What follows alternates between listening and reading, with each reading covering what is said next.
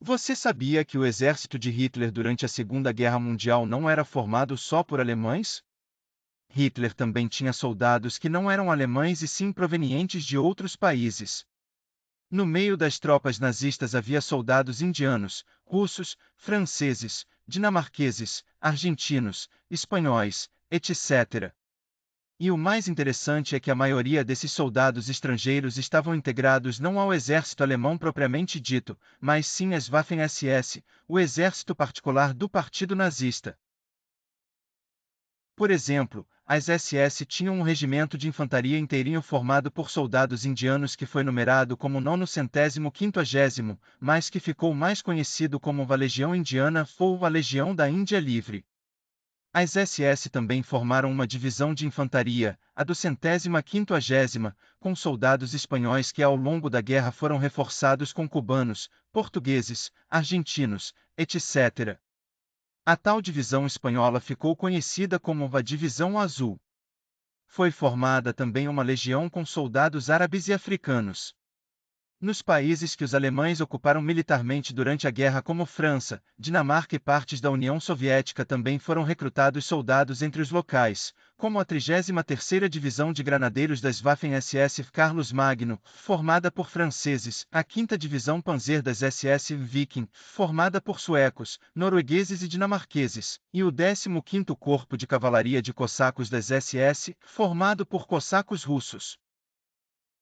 Embora a ideologia nazista considerasse muitos desses povos como inferiores e acreditasse que era necessária a extinção delas, Hitler foi pragmático e recrutou soldados desses povos e etnias porque havia vantagens práticas para ele nisso. Por exemplo, os alemães tiveram que lutar em desvantagem numérica em todas as frentes da guerra. A Alemanha não tinha tanta população quanto os aliados e, consequentemente, não tinha a mesma facilidade para recrutar novas tropas entre a sua própria população. Para compensar a limitação populacional e a desvantagem numérica, os nazistas se viram obrigados a recorrer a voluntários estrangeiros. Mas se esses povos e etnias eram considerados inferiores pelos nazistas, que também desejavam seu extermínio, por que eles se alistaram nas tropas de Hitler? Bem, há diversas razões.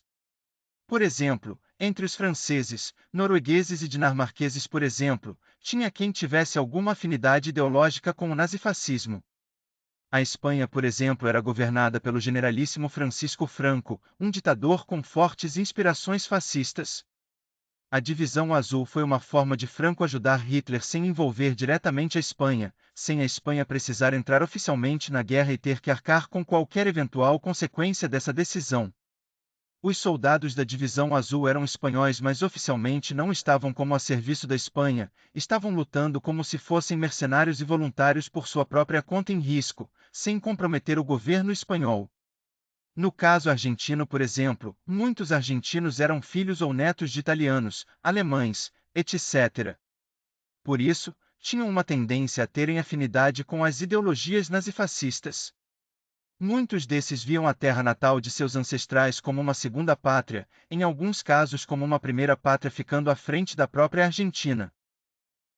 Nos casos de outros voluntários estrangeiros não havia afinidades com a Alemanha ou o nazismo, mas sim razões práticas.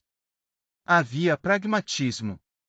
Por exemplo, os africanos, árabes e indianos eram na época colonizados pelos britânicos.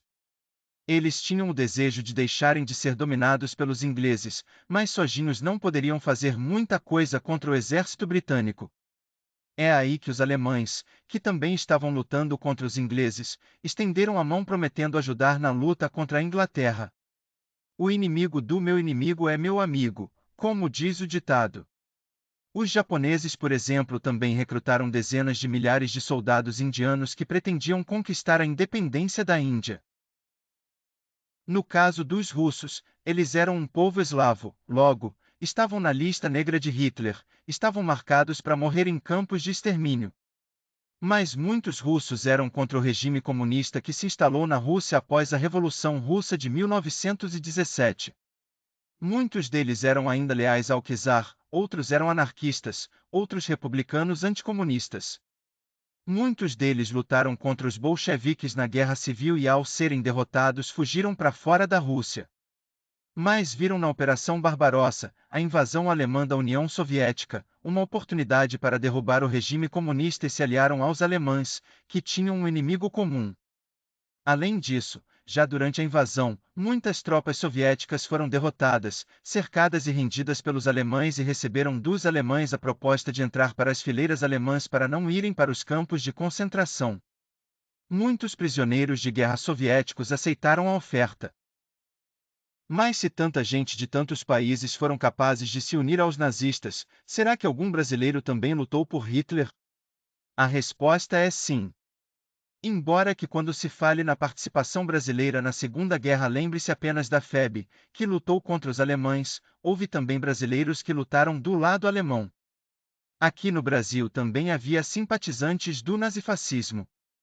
Além disso, havia muitos brasileiros que eram filhos, netos ou bisnetos de alemães e italianos e que por isso sentiam alguma forma de patriotismo pela Alemanha e Itália, e se dispuseram a lutar pelo eixo na guerra.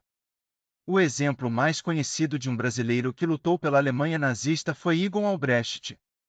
Egon era brasileiro nascido e criado em Curitiba, capital do Paraná, mas filho de pai e mãe alemães. Como filho de alemães, a lei alemã reconhecia Albrecht como cidadão alemão por direito de sangue. Antes de completar 18 anos, Egon atendeu ao pedido de Hitler para que os descendentes de alemães no exterior voltassem para a Alemanha. Egon serviria na juventude hitlerista e ao completar 18 se alistou na Força Aérea e tornou-se piloto de caça.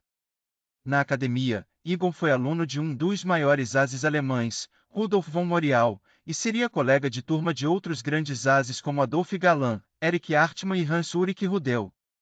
Chegaria ainda a conhecer pessoalmente Hermann Göring em 1938 na Áustria. Egon provou-se também ser um excelente piloto de caça tornando-se também pilotando um Messerschmitt Bf-109. Serviu tanto na frente ocidental quanto na oriental e chegaria ao posto de capitão. Albrecht tem na conta 25 abates sendo 15 soviéticos e 10 americanos e britânicos. Também tem na carreira 11 aviões soviéticos abatidos em solo.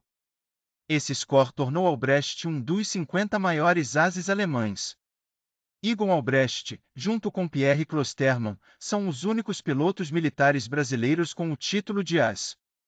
Pierre era filho de franceses e assim como Egon ele não lutou pelo Brasil na guerra, Pierre lutou como piloto da resistência francesa. Klosterman tem 33 abates na carreira sendo assim um dos 5 maiores ases da história militar francesa, além de top 10 maiores ases aliados. Além de Klosterman e Albrecht, há apenas um outro as latino-americano, o argentino Kenneth Charney, tem 12 abates como piloto da Força Aérea Britânica. Com essa quantidade, Egon foi condecorado com a Cruz de Cavaleiro da Cruz de Ferro, a mais importante condecoração militar alemã. Ele é até hoje o único latino-americano que já recebeu essa comenda. Egon Albrecht morreu em 25 de agosto de 1944 ao ser abatido por caças americanos nas proximidades de Paris. O avião dele foi derrubado, mas Egon conseguiu pular de paraquedas. Porém já chegou no chão morto vítima de tiros. Até hoje especula-se se ele recebeu os tiros ainda no avião ou se já depois de saltar de paraquedas, que configuraria crime de guerra por parte dos americanos segundo as convenções de Genebra. Seu corpo seria saqueado por civis, que roubaram os pertences que ele levava antes de ser resgatado.